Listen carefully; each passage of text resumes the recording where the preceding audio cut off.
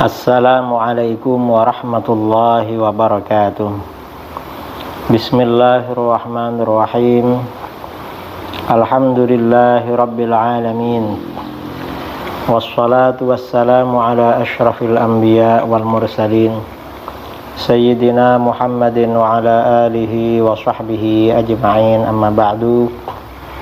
Saudara-saudara kaum muslimin dimanapun Anda berada, pada edisi kali ini kita akan membicarakan tentang kesamaan Mama Ghufron dengan pendiri Wahabi.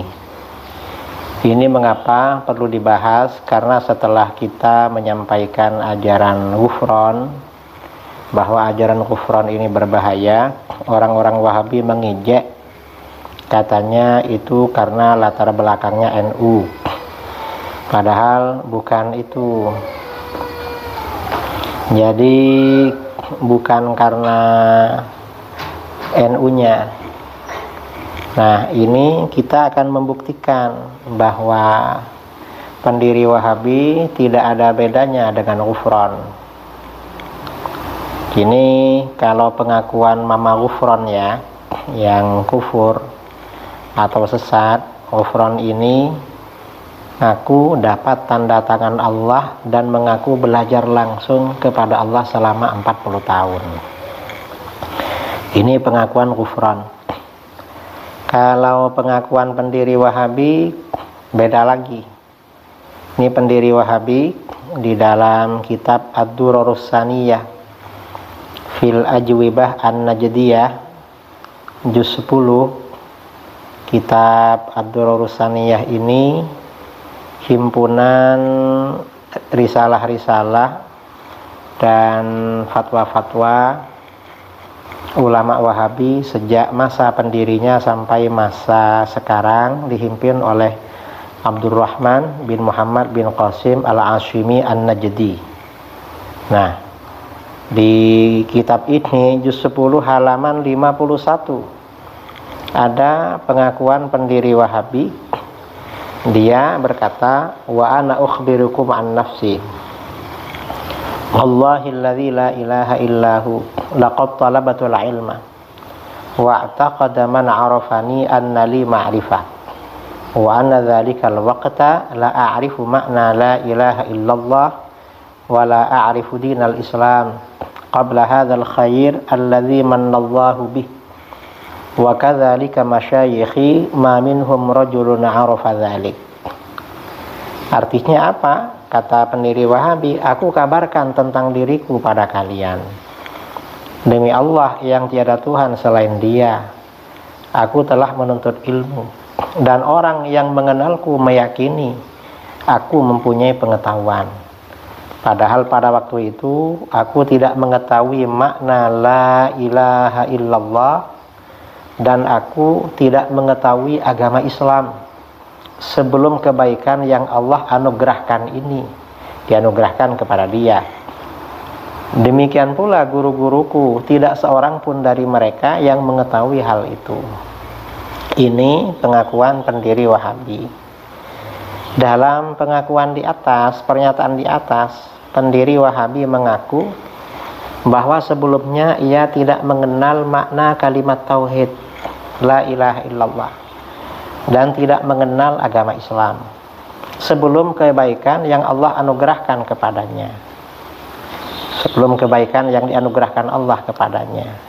Nah, ada kalanya maksud anugerah kebaikan dari Allah itu ia dapatkan melalui wahyu, berarti dia kafir. Kalau maksudnya dapat dari wahyu, atau ia dapatkan dari ilham, berarti dia, pendiri Wahabi ini, ahli bid'ah dan pembohong seperti Ghufron.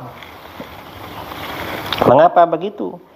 Di dalam Al-Quran Allah berfirman, wa ma kana li basharin ay yukallimahullahu illa wahyan aw min wara'i hijab aw yursila rasulan fayuhya bi idnihi ma yasha' innahu aliyyun hakim.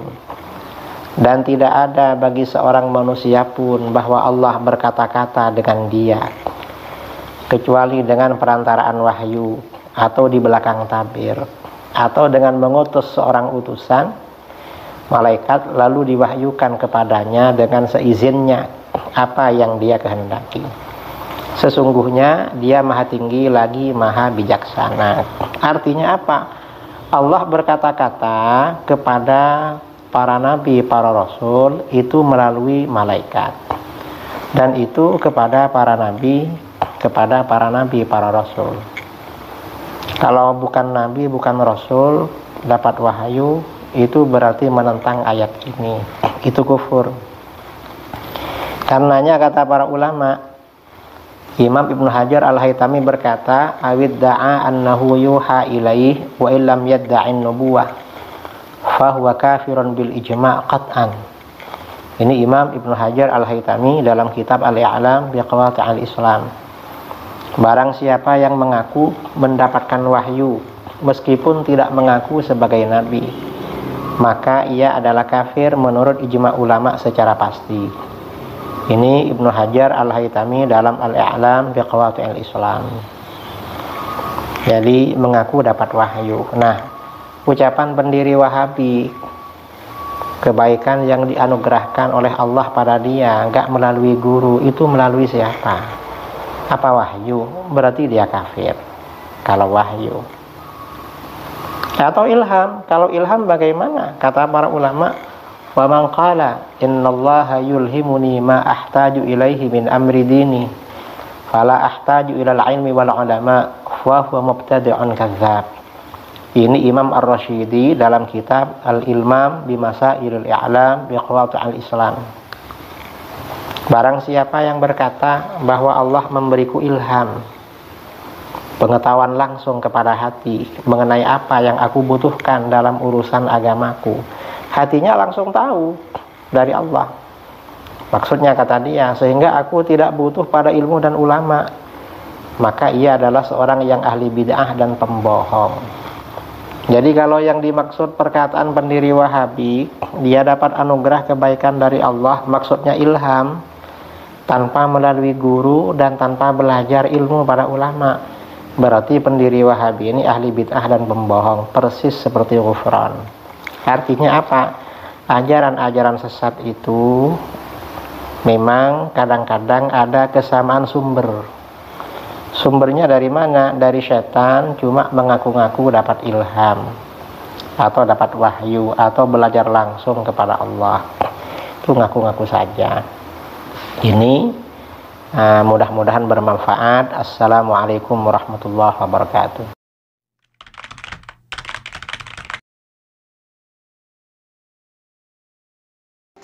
Dan kaum muslimin, kali ini kita akan kembali membahas tentang Pak Kumis lagi kaum muslimin, ya, Idrus Romli. Dimana di dalam video terbaru ini yang akan kita angkat ini kaum muslimin, Idrus Romli ini mengatakan bahwa ajaran Wahabi dengan ajarannya Ghufran ini sama kaum muslimin, ya. Dan Idrus Romli ini nggak terima kalau dikatakan Ghufran ini orang NU. Padahal jelas Ghufran itu orang NU, ya. Ghufran itu orang NU, bukan Wahabi, ya. Nanti kita buktikan kaum muslimin. Kita simak dulu video dari Idrus Romli. Pada edisi kali ini kita akan membicarakan tentang kesamaan Mama Ghufran dengan pendiri Wahabi. Ini mengapa perlu dibahas? Karena setelah kita menyampaikan ajaran Ghufran, bahwa ajaran Ghufran ini berbahaya, orang-orang Wahabi mengejek, katanya itu karena latar belakangnya NU. Padahal bukan itu. Jadi bukan karena NU-nya. Nah kaum muslimin, dari sini sudah jelas Idrus Romli ini nggak terima kalau dikatakan Ghufran ini orang NU, ya. Nggak terima dia. Padahal jelas Ghufran itu orang NU. Bahkan ya Ghufran sendiri yang mengakui, ya, dia salah satu pendiri NU loh, ya. Bahkan acara-acaranya juga jelas kok yang menjaga Banser, ya. Dan Banser itu dari mana coba? Kan Idrus Romli sendiri mengakui kalau Banser itu ya bagus, ya. Mereka rela bekerja jaga ulama tanpa adanya bayaran. Mereka menjaga ulama katanya, ya kan? Dan yang dijaga Gufron loh. Ulamanya siapa berarti Gufron itu? Ulamanya Wahabi? Enggak lah. Gufron malah benci sama Wahabi. Ya malah benci Gufron ini sama Wahabi. Ya, coba kita buktikan dulu kaum muslimin bahwa Gufron ini dari NU, ya, dan Gufron ini benci sama Wahabi. Ya, coba kita buktikan. Kita ini mendirikan NU bukan apa-apa, tapi tohfati jiwa raga. Betul atau tidak? Kita ini mendirikan NU bukan apa-apa. Kita ini mendirikan NU bukan apa-apa, tapi tohfati jiwa raga. Betul atau tidak? Tuh, terbukti kan? Si Gufron itu dari NU, sudah jelas. Ya, kumpulannya si Gufron siapa coba? Imaduddin dan CS, ya. Dan Imaduddin beserta CS-nya itu orang apa? Apa mereka orang Wahabi? Ya bukan lah. Ya masa Wahabi seperti itu kaum muslimin? Wahabi nggak ada yang halu-halu seperti itu, nggak ada kaum muslimin. Ya, yang sok-sokan ngomong sama malaikat, ketemu sama Allah, ketemu sama Nabi Khidir. Yang banyak halu ketemu sama Nabi Khidir itu ya dari orang-orangnya Idrus Romli. Ya. Kok bisa-bisanya menyamakan ajaran Gufron dengan Wahabi? Jauh, ya. Bagaikan langit dengan apa? Dengan dasar jurang ya jauhnya, atau mungkin lebih jauh lagi. Dan ini ada lagi bukti, ya. Kalau orang yang nggak percaya sama Gufron, itu disebut sama si Gufron Wahabi. Artinya apa? Si Gufron ini nggak sama dengan Wahabi. Weh, kamu Gufron berani-berani bedah langit. Loh, kamu nggak ngaji, berarti kamu ngaku ngaji Quran 30 juz. Oh, nggak ngaji ini celeng, berarti Wahabi mereka. Wahabi mereka. Hajar siapa ini? Tuh kaum muslimin ya, itu bukti lagi ya. Jadi bagaikan matahari di siang bolong. Jelas ya Gufron ini bukan Wahabi. Kok bisa kata si Romli ya, ajaran Gufron sama dengan ajaran Wahabi? Ya nggak sama lah, sangat jauh berbeda kaum muslimin ya. Jadi blunder lagi Idrus Romli ini kaum muslimin. Dilihat dari sisi mana Gufron ini kok bisa disamakan dengan ajaran Wahabi. Ini ngigau ini Pak Romli ini. Dari mana disamakan ajaran Gufron sama dengan ajaran Wahabi? Yang ada kesamaan itu banyak sekali dari kelompoknya Idrus Romli. Yang ngaku bisa ketemu sama Nabi Khidir, ngaku bisa ketemu malaikat. Ya, itu semuanya kelompoknya Pak Romli yang seperti itu kaum muslimin. Ya. Dan adapun Pak Gufron membenci Wahabi, ya kemudian Idrus Romli membenci Wahabi. Ya nggak aneh, karena apa ya? Sama-sama sesat. Ya. Pokoknya aliran-aliran sesat itu kaum muslimin, semuanya benci sama Wahabi. Ya. Syiah benci sama Wahabi, orang liberal benci sama Wahabi. Ya, kemudian Idrus Romli ini benci sama Wahabi. Kemudian Gufron benci sama Wahabi, Samsudin Jadab benci sama Wahabi. Ya, coba boleh dilihat lah ya kelompok-kelompok yang sesat itu, ya pasti benci sama Wahabi. Coba kita lanjut video dari Pak Romli tadi kaum muslimin. Nah, ini kita akan membuktikan bahwa pendiri Wahabi tidak ada bedanya dengan Gufron. Ini kalau pengakuan Mama Gufron ya, yang kufur atau sesat, Gufron ini ngaku dapat tanda tangan Allah dan mengaku belajar langsung kepada Allah selama 40 tahun. Ini pengakuan Gufron. Kalau pengakuan pendiri Wahabi beda lagi.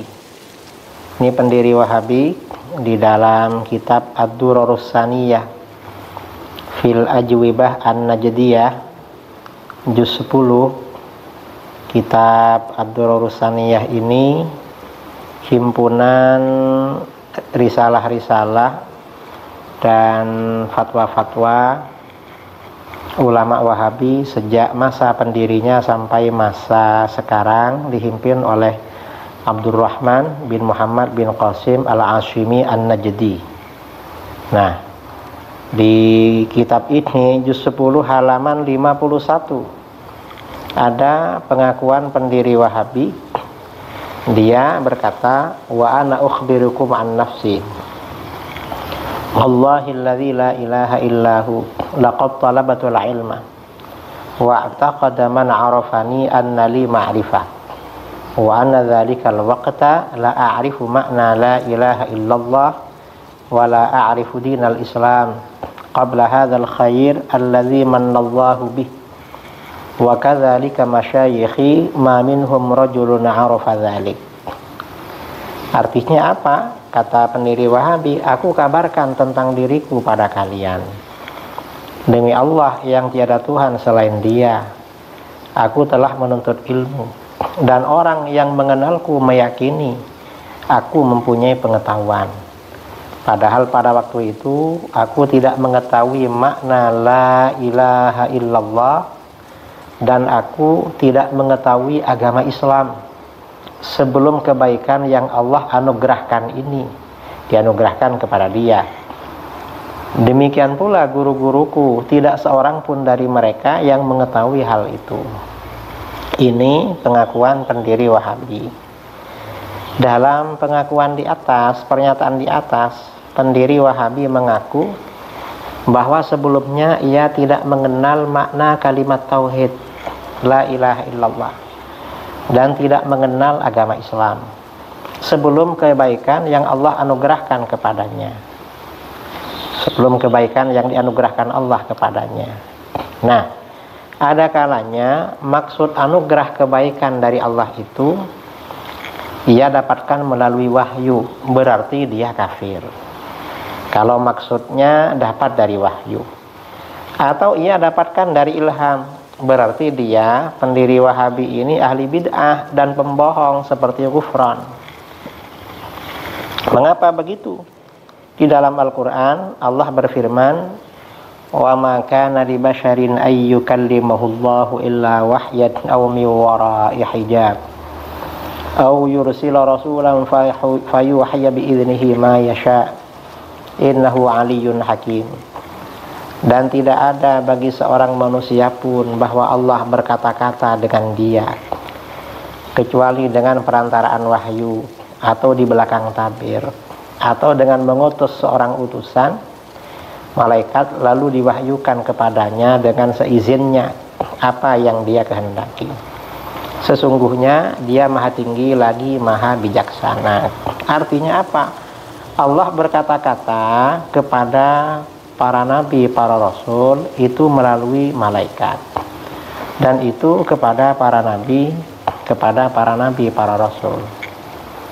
Kalau bukan nabi, bukan rasul dapat wahyu, itu berarti menentang ayat ini, itu kufur. Karenanya kata para ulama, Imam Ibnu Hajar Al-Haytami berkata, awid da'a annahu yuha ilaih wa illam yadda'in nubuwah fahuwa kafirun bil ijma' qat'an. Ini Imam Ibnu Hajar Al-Haytami dalam kitab Al-I'lam bi Qawati' al-Islam.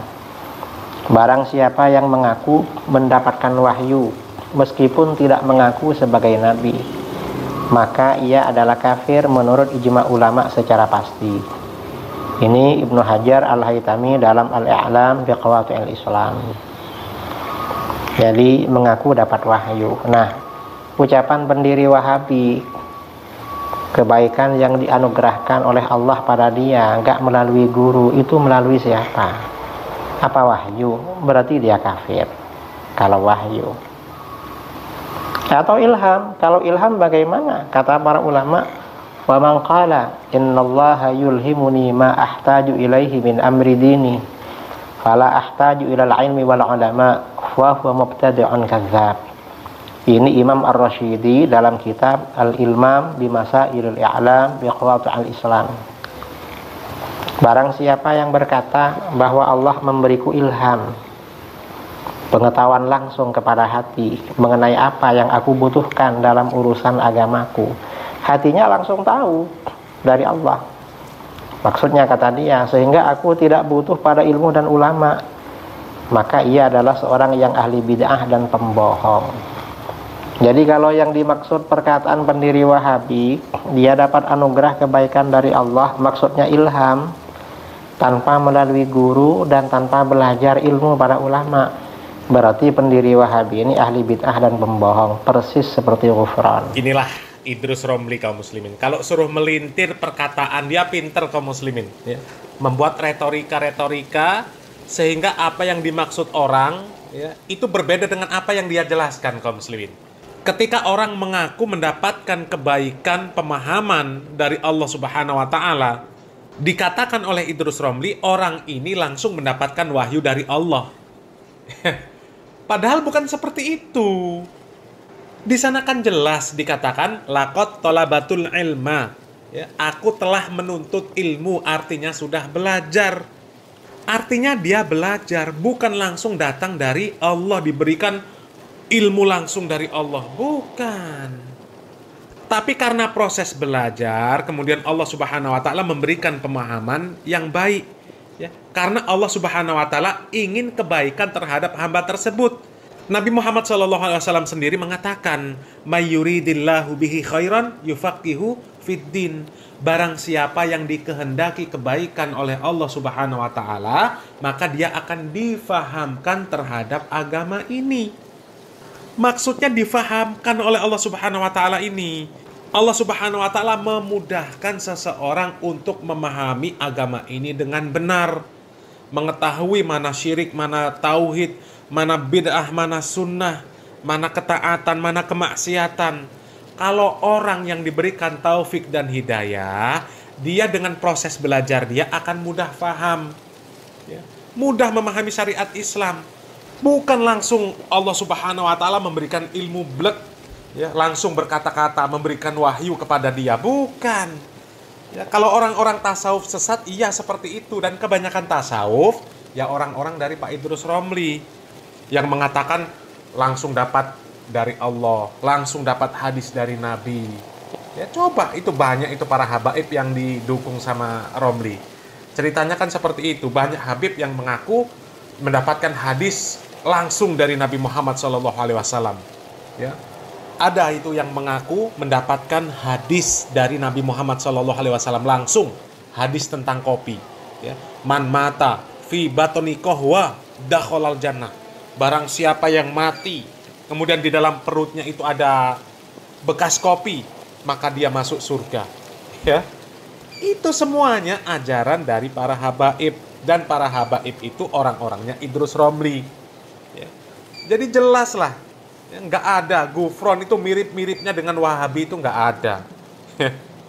Jadi kalau Idrus Romli memahami ketika orang mengatakan diberikan pemahaman oleh Allah Subhanahu wa taala, diartikan dapat wahyu, dapat ilham langsung dari Allah, itu salah besar. Nggak ada orang-orang yang disebut Wahabi memiliki akidah yang sesat dan menyesatkan seperti itu. Tapi kalau orang-orang tasawuf ada, ya, mengaku dia langsung dapat ilham dari Allah, dapat wahyu dari Allah, dapat hadis dari Nabi, ya, dan semuanya dalam keadaan sadar. Ada yang seperti itu. Kalau orang-orang Salafi Wahabi nggak ada. Ya. Adapun menisbatkan, ya, bahwa saya diberikan pemahaman oleh Allah Subhanahu wa taala, ya, itu maknanya diberikan oleh Allah Subhanahu wa taala sebuah kebaikan untuk memahami agama ini dengan baik. Ya. Itu tadi kata Nabi Muhammad SAW, "May yuridillahu bihi khairan yufaqihu fiddin." Barang siapa yang dikehendaki kebaikan oleh Allah Subhanahu wa taala, dia akan dimudahkan untuk memahami agama ini. Ya. Dan memang segala sesuatu itu ya kita nisbatkan kepada Allah Subhanahu wa taala. Ya, akan kita nisbatkan dari siapa lagi? Ya, segala sesuatu kita bisa makan, kita bisa melihat, kita bisa mendengar, kita bisa mendapatkan rezeki, ya, bisa makan, ya, bisa dapat uang dari Allah Subhanahu wa taala. Jadi semuanya itu datang dari Allah Subhanahu wa taala. Wa ma bikum min ni'matin faminallah.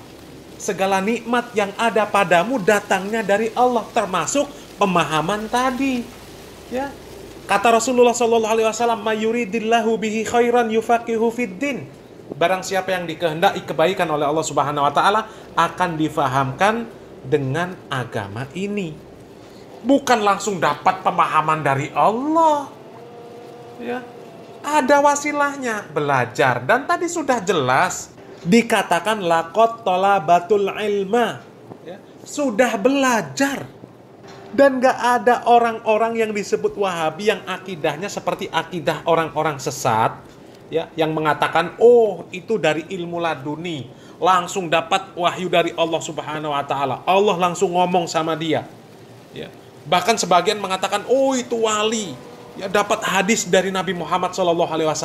Banyak itu, ya, boleh dicek di internet. Ya, dari kelompok mana sih orang-orang yang mengaku mendapatkan hadis langsung dari Nabi Muhammad SAW dalam keadaan sadar? Orang-orang yang mengaku bisa ketemu dengan Nabi Khidir, dengan Nabi Muhammad SAW. Ya, ada yang sampai mi'raj ke langit satu hari 70 kali. Ada yang bisa mengislamkan orang yang sudah meninggal dunia. Orang kafir sudah meninggal dunia bisa diislamkan. Coba. Jadi Idrus Romli ini, ya, niatnya ingin memframing bahwa orang Wahabi ini nggak belajar, ya. Mereka mengaku dapat ilmu langsung dari Allah. Padahal nggak ada orang Wahabi yang punya akidah seperti itu. Apalagi mau disamakan dengan si Gufron. Jelas-jelas si Gufron itu dari NU, ya. Pengajiannya dijaga sama Banser, ya. Kemudian Gufron jelas benci sama Wahabi, ya. Kemudian apa lagi? Gufron mengaku ya ikut mendirikan NU. Sudah jelas dari sini, ya. Jadi Idrus Romli ini ngawur, ya. Salam waras, salam akal sehat. Barakallahu fikum. Wassalamualaikum warahmatullahi wabarakatuh.